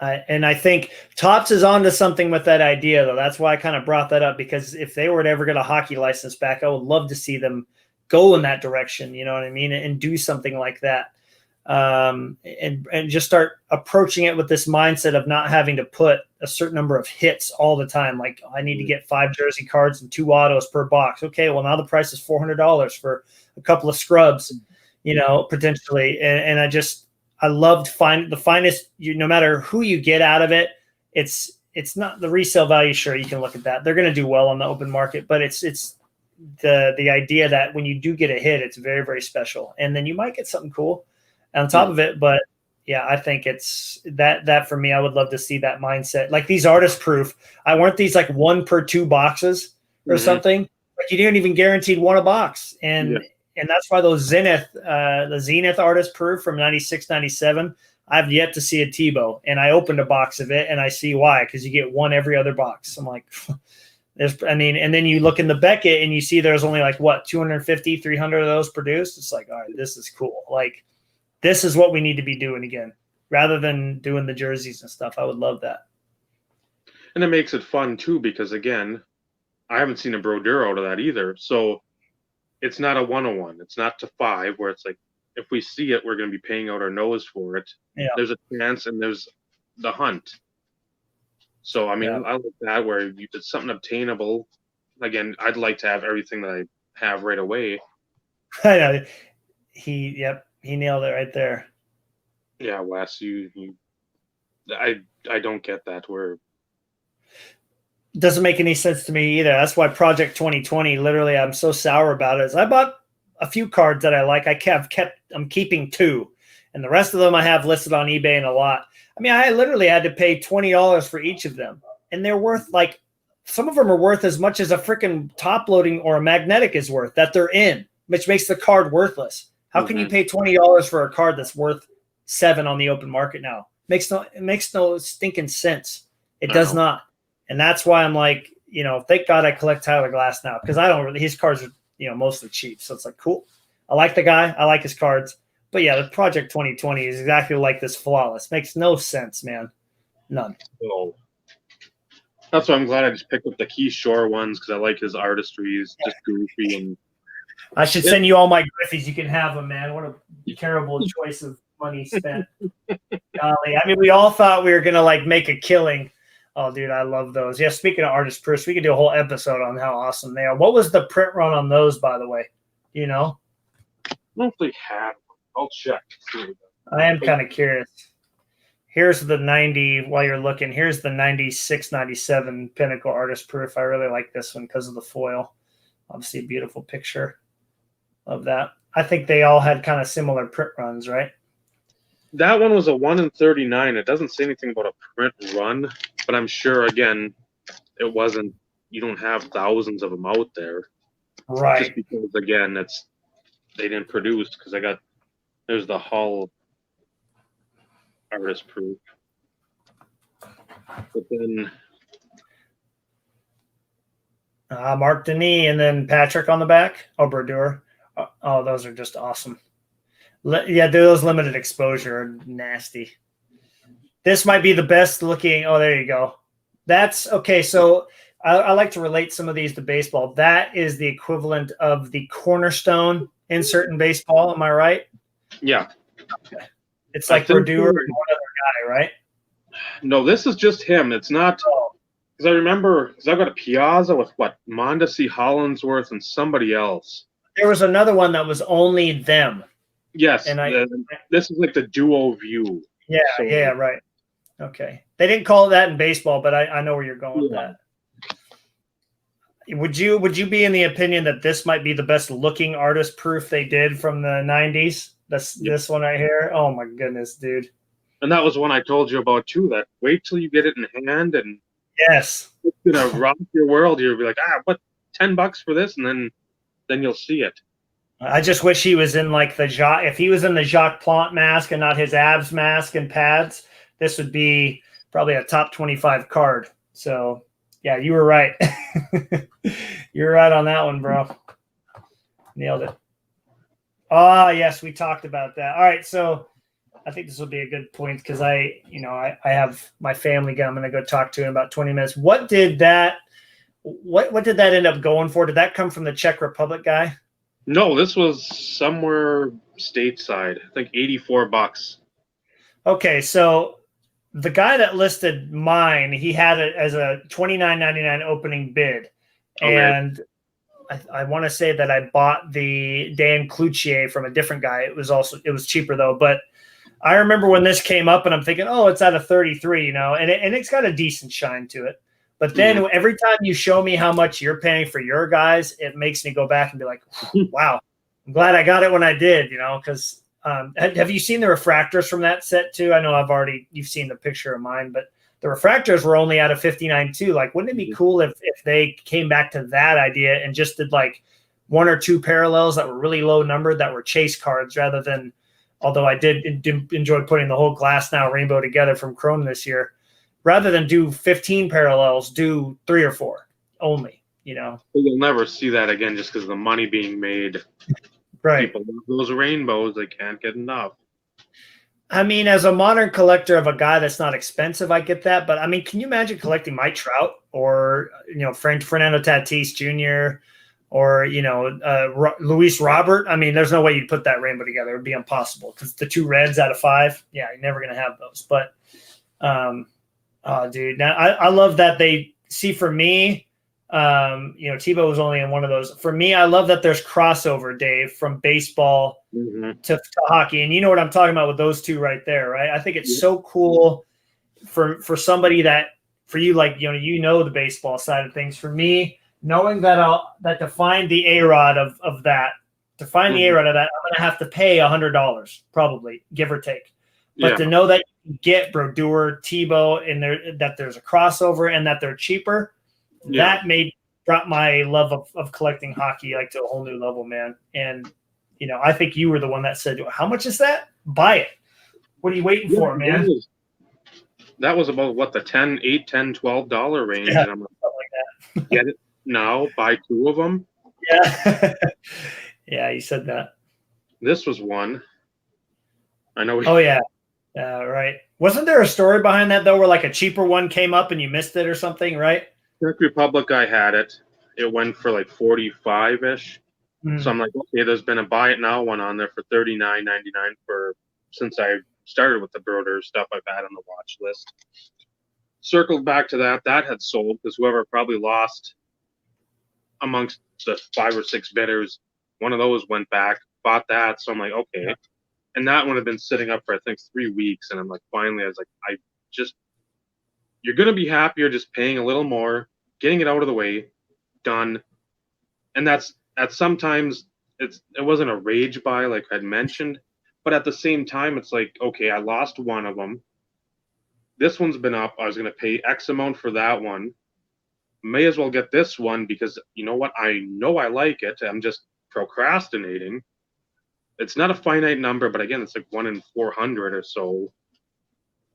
Why not get it, be done with it? Because again, it's not like people are having group breaks in 95, 96, or 96, 97 pinnacle hockey out there. No. And that's where a lot of the stuff, everybody's like, oh, the new stuff, it's easier to find, even if it's numbered to 5 or 10. Well, when you got 25, 35 breakers breaking a case a week of it or more, you're going to have a lot more stuff pop. Well, that's one thing that's been totally different for me. Like for Tristan Jarry, even, he's not in a lot of sets yet. I'm hoping that they put him in more of the stuff toward the end of next hockey season or the middle, because he made the All-Star team and he's going to be their number 1 goalie, as long as they get rid of Murray. But yeah, a lot of his stuff just comes like flooding into the market, and then, a couple, 2-3 months later, nothing. So I have to be on it, man. Like I have to be on his cards, and Carlos and anybody else that collects guys that have modern cards, you have to be on it right there and then. And that just makes you appreciate this 90s stuff, man. You just never know when it's going to come up because it's totally random. Totally random, man. The last 2 I'll show are. Oh my goodness gracious! How can that not get a 10? What did they say? It didn't get a 10. Everything was 9.5. Okay, I mean it's practically a 10. I mean whatever. So unbelievable, dude. That was one he had a stupid starting bid on it, but he had the best offer. So I'm like, okay, I'll put in $260. I'm like, I feel comfortable. The last couple went around there, and the one before it went for like 208, 215. It was like 10 minutes left in the auction. I'm like, if I hear from him, great. If I don't, whatever. I mean, within like a minute, the little eBay thing popped up on his phone. I'm like, well, what the hell's that for? I know like the auction ends. He's like, item 1. I'm like, he took That's it. Awesome. That's cool. Good. So there's that one. So that I just need Forsberg. That's only. That's a mega card, dude. That's a huge card. Jocelyn doesn't even have one of those. I wish he did, but. I was just saying, I wish they had a deeper checklist on there. Like the 20 to 25 would have been perfect for both sports, and then football too. So I mean, because then you could have had a couple people that you didn't know yet, but I mean, still, because like baseball has Jose Guillen. Yeah, that's true. That does. That is kind of funny. Think about the guys that didn't make it, and he did. Yeah. So I'm like, I would have rather had Abreu in there than Guillen. So yeah, that's true. But yeah, Forsberg, I still haven't seen one of those pop up at all. I mean, that's the only one I need out of the four guys I started with. I got Sakic, I got Brodeur, and I got Waugh. You have Wav that too? Oh my goodness gracious! And That's awesome. this one, I didn't get the guy to come down as far as I wanted, but at the same time, again, I know how tough they are to come across. And I was able to get it off eBay too. So I always get nervous with that because again, back then you could 20 years ago, 15 years ago, you could hammer home somebody in the feedback. But yeah, like it's gonna change, Carlos. That's funny. But I was happy to get this, and I paid more. Again, like I said, that I wanted, but I've seen a proof on the eBay, but I don't want to deal with that stuff. And this one wasn't a proof, but Oh, dude, that is awesome. Fashad, and is that Martin on the other side? Luongo, rookie year, Oh, Luongo. I thought it was Fashad. Jeez, look at that autograph too, man. That's awesome. Beautiful signature. Oh, dude, that is a centerpiece card. So beautiful. Like even the base inserts are unbelievable. So, and I think it's the first 100 are numbered or numbered, autoed, and this was what 84. Right. Oh, dude, that is awesome. I've been trying to track a Tebow down. Remember, we messaged that guy in Germany, had one up, and he wanted like $180 for it. I'm like, I cannot pay that much for that card. I even if it was number one on my want list, I could not go there for that card. I just, if I had tons of money, then I'd be like, sure, yeah, buy it and then wait 5 months for it to get here. Funny, I actually bought a Curtis Joseph autograph from China and never got it. I bought that 4 months ago, never got it, and so I decided that was the one place. I'm trying to find a Burrows card here to be my last one. I know I brought all my Burrows cards in from the display shelf because I redid it for my Formula One collection that I'm starting. But I paid strong for that, Carlos. I paid strong for that. If I can't find it here in a couple minutes, dude, we can move on. But yeah, dude, buying from there it is. Buying from overseas, like the Czech Republic thing. When you said you bought those, I'm like, man, it could be months before you ever see those. With the way COVID's gone with shipping and everything, But this is one of those things where like a guy like Burrows ends up in a set that you're like, huh, okay. And obviously, why I collect Burrows, partly because me and my dad like watching him play, but the same last name. Yep. It was awesome to see like really cool patch cards of him pop up, and I just love it too because we know that they're all game used. You know what I mean? Rather than all these big cards, so it adds an extra layer of collectability for me. So love. I don't get to pick up Burrows much anymore, as you know. He hardly has anything pop up less than Tebow, so it's pretty cool. Pretty cool, man. Okay, so that one right there we talked about for sure, but what's that one an equivalent to in baseball? That one right there. Is that the four, like the baseball one that's lengthwise, right? Cornerstones, I think. I don't know, what is this? The Force, SPX Force. I know football's got it in 96. Okay. Right. Don't know if baseball had like, let's say Griffey. Who else would have been out for an outfielder?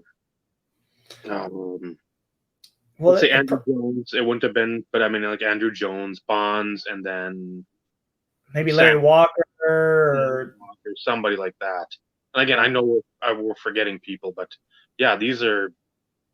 I mean, this one has what? Osgood, Richter, Hasek, and Brodeur. I like how their masks are off on the front and on the back. That's really cool. Really nice touch. Just because, again, you can see, you won't be able to even see them or differentiate them. Or the greatest I love those. Okay. I mean, SP or Upper Deck, all the companies, again, and that's what competition did. It made you probably go to your comfort or your comfort realm to produce something. So I got so much to show, but again, I know we've got a limited amount of time. And I mean, one of these days, we'll keep doing hockey somewhere. We'll find time for it because it's just, I don't want to push it off to the side. I know you don't, because again, there's so much that we're learning that we can share and that other people can pick up and be like, holy crap, that's cool. Where, what, where, what, when? Yeah, So, right. I wonder how many, because obviously everybody that watches this might not come back and comment. I'd be really curious to see how many people since hockey, like since they started learning about hockey from our podcast and when I've done mail days, obviously your mail days you've been showing for a while, which is great. How many people got that bug from watching some of these hockey mail days and being they're affordable, they're unique looking, they've got some of the best players to ever play the game. Why not just dive in a little bit, just pick up a few cards here and there? I'd be really interested to find out how many people were influenced by, some of the YouTubers, because there's just not a lot of guys that talk about 90s cards at all, especially in hockey. No. And that's a shame, but it's great for us because then we can, I don't want to corner the market, obviously, but it's nice when, if people want to hear about it, they're coming to you, they're coming to me, they're coming to Carlos. I think Joe Sakic 19, he's a guy that breaks some older wax on here.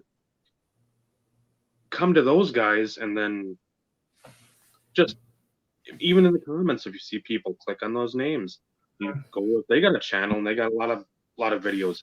See what they're about, because again, I feel I've said this before, a plethora of times too. We get so pigeonholed into like Josh Johnson for so many years. That's all I wanted to get. Or I was player centric. So much so that I didn't look up once in a while. Like, okay, I'll go back, artist proof, I'll look that up, or Mirror Black, see if there's a 101 from back in the 2000s. I went to go and there you go, Bolton Cards. Yeah, I follow him. He's a cool guy, nice guy. It seems like a really down to earth guy for sure. Yep. And that's the thing. I wouldn't look up Brett Hull. I wouldn't look up Madonna, Gretzky, Sakic, Owen Nolan, Lemieux, Broder, Waugh, Hasek, Fedorov, Burry. I wouldn't look up any of those guys. I'd go to like TNT cards. I'd just look up, okay, let's see what they got. Then I go to the football. Then I go to the basketball. Then I go baseball, whatever. But that's where, if you, like we've said, we'll keep saying, I'll repeat myself 20 times per podcast to drive home the point. Just take a look. That's all you have to do. Take a look. Because there's so much stuff out there card-wise. If you just pigeonhole yourself to one specific brand, one player, one sport, you're just going to miss out. It's like you're turning your back to the sunset over the mountains because the storms go through. Like, you're missing that because of this. You can enjoy both. It's awesome. I agree. I want to end with this card right here, because one of the verse comments was about somebody coming back to the Penguins, and I will say that every now and then Upper Deck will impress me. I think in the early 2000s, mid 2000s, early 2010s, they do designs that are just like, holy crap, look how amazing this is. So I'm going to end the podcast. I'm wearing this jersey, this version of the jersey, my favorite Penguins jersey ever done. And this is my favorite goalie from the Penguins that ever played there. Wearing that jersey, case hit, awesome die cut. Upper Deck can still do it. They still have, every now and then they hit a card that you're just like, oh my gosh, am I lighting off my computer screen? Sucks. But you've seen this card on Instagram. This thing's disgusting, man. Like right now, when the light comes down on it, right, it's just, amazing. I hope that Upper Deck continues to do that, and then I hope that Marc-Andre Fleury makes his way back to my team before next season starts. That would make me a very happy collector, because then he gets Penguins cards again. Yes. Free agent or no? It would have to be a trade. And the thing is he didn't play a minute in the playoffs, basically. I think he might have played at the beginning, but then Robin Lehner took over, and he became like the goalie for the team. And so, I mean, Vinny's got a point. He could be coming back, and I hope that it happens. Yeah. Captain Puckhead, isn't he kind of like my Philippian tubers? What's that one guy called? The baseball. Yeah, I don't have enough time to watch everybody, first of all, but second of all, man, he's definitely a niche guy, I give him a lot of credit for having just one heck of a personality. I met him at the National. Good for him, man. Yeah, so there's definitely some guys that that'll give you some unique content on YouTube. I'll tell you that. Mine unique content is my intro video. I don't think anybody does anything like that, especially to an ER song. So there we go. Yeah, I've got long videos. If anybody's got longer, I haven't found them yet. No, but you got your staple, dude. There's one thing that you do in your mail day videos that nobody on YouTube does. You know what it is? My At the very outro. beginning. No, your intro is, how's it going, guys? Like you give a nice deep one. I'm like, yep, this is a Dave Archer. And it's great though, man. I think we all, need to have some kind of a niche on YouTube. Like I liked the mail day videos where you could see the TV in the background, no matter what it was, and then you'd have the cards out.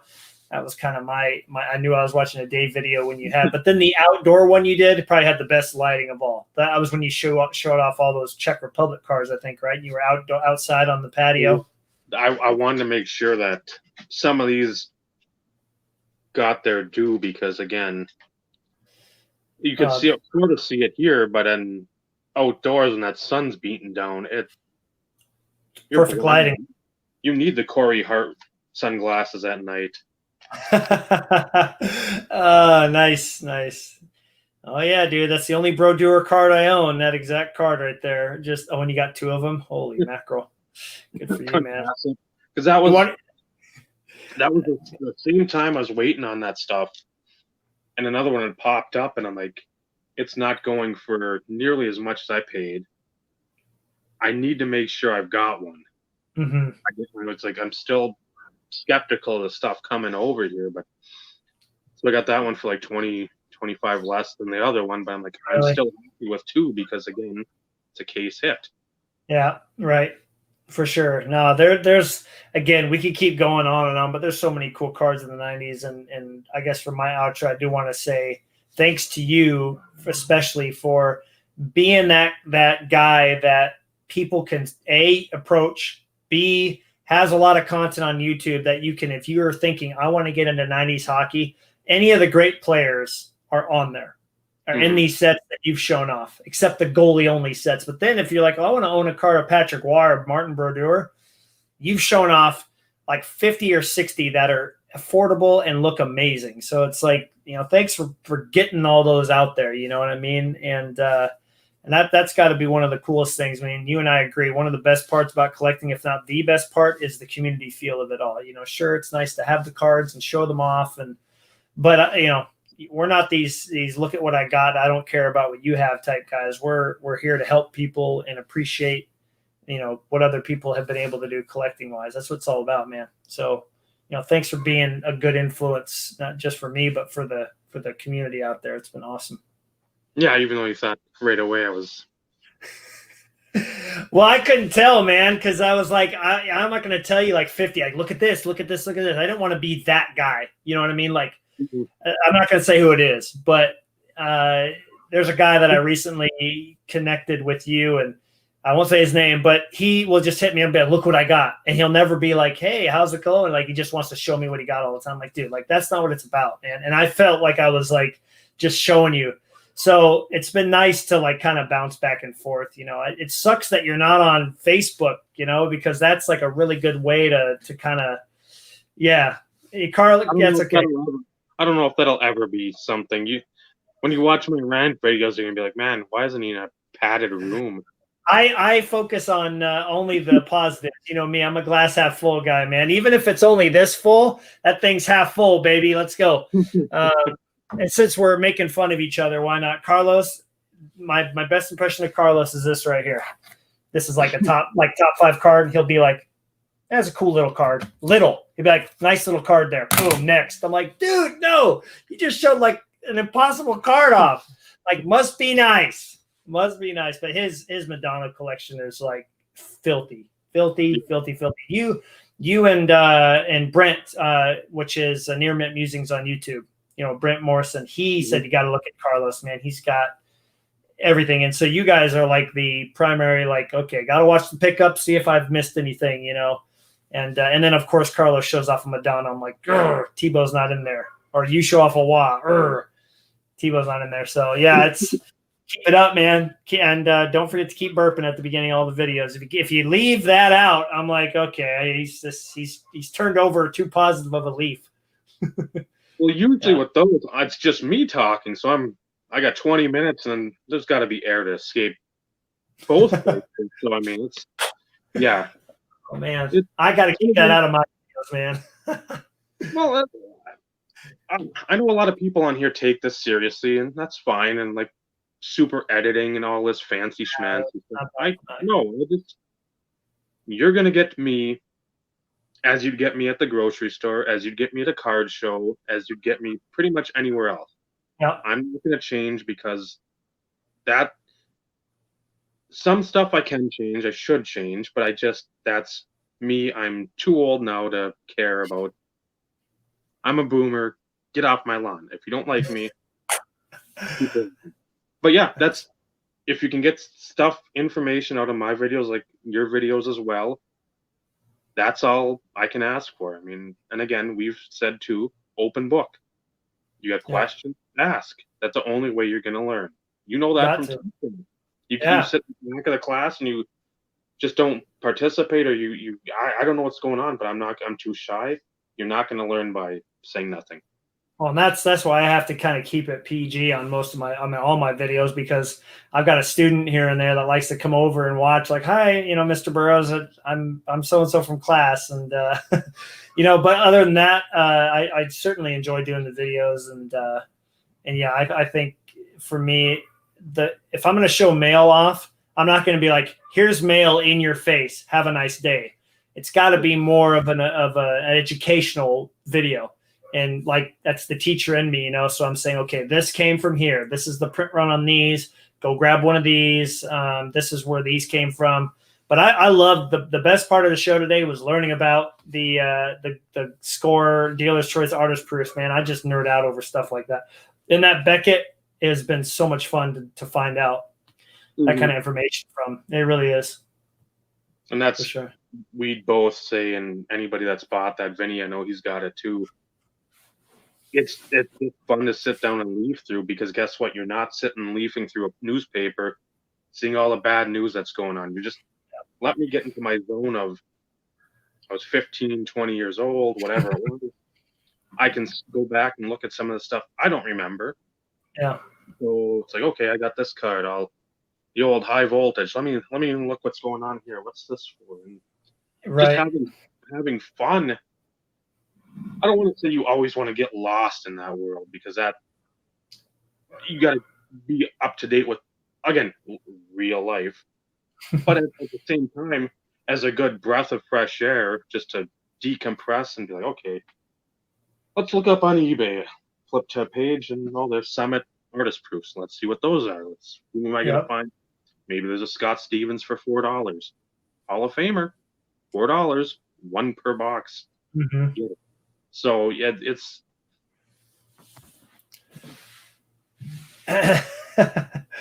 That's funny. You're right, though, man. I mean, it's everybody needs an escape. You could have an escape you could escape to the bottom of a bottle, or you can escape with some kind of drugs or whatever you want to do. I think collecting is a healthier option. Obviously it makes the wallet lighter, but it's a nice escape, especially for me. Teaching right now is as crazy and different as it's ever been. And I do enjoy that I have the collecting community to, focus my interests on, and then kind of pull me away from when things just are, when hits the fan. So yeah, anyways, but hey, thanks again for having me on, Dave. This has been a lot of fun. I'm glad that you got a podcast going. I always enjoy watching bits and pieces when you're on here with your buddy. Obviously I can't make it for all 4 hours, but it is fun to pop in and just kind of just see where interests are at and what people are saying. So yeah, keep it up, man. It's been fun. Yeah, eventually we'll get more towards like card designs and stuff like that, but I got to figure out how I want to have it topically. It's just, do I go by year? Do I go by brand? What plate? I don't know. It's first world problems. That's what it is. It'd be fun to get, I mean, I would certainly enjoy being a part of it. But when I'm running the podcast, as you saw in the last episode, doing like the best Fleer design insert, I mean, those kind of things are really fun because A, it gives you a chance to pull the cards out, and B, it gets people talking, like, I don't know about that. Like, that shouldn't have won. That insert's better designed than this. Those kinds of shows are certainly fun. These I really enjoy too, where you just get on and BS with your friends and show cards off. But I do enjoy putting those together on the podcast where it really gets people thinking and pulling their cards out. Like Vinny, I'm sure, like, oh man, I don't remember that card being that great. And then, he grabs one. He's like, holy smokes, you're right. Like the Fleer Metal when we were on the podcast together. So, yeah, man, it'd be nice to see you guys go down that route and pull in, 4 or 5 people into a podcast and just see. Don't give us any ideas for do a hockey bracket. That would be. Yeah. Oof. Vinny, what's your buddy's name again that's on here with you all the time? Steve. Carlos. That'd be a good group of 5 people right there. Holy smokes. I'll have to introduce you to Batnob Cursive. When I have him on, his collection, it's not about the collection, but it's about his insights and what he thinks about the cards like we do. So maybe we can get something like that together and really dive deep into the hockey. But it'd be great to see you guys do it, man. There's so much to unpack. So yeah, I demand a seat at the arguing table. Only if you stop referring to amazing cards as cool little cards, then he can get in. Oh man, that's awesome. No, that would be great. I mean, yeah, Carlos, he's got just about everything that you could want from Adonis. Talk about having just a complete, full gamut of everything. So that, because again, I focus up to 03, 04. You do everything Tebow, and then you've got some modern stuff. Yeah, the Burrow stuff helps me stay, and Jari kind of helps me stay in that 2010 to now. Yeah, for sure. Okay. I mean, if you say that exact phrase in your next video, then you're off the hook, man. I'm waiting for Friday. I can't wait.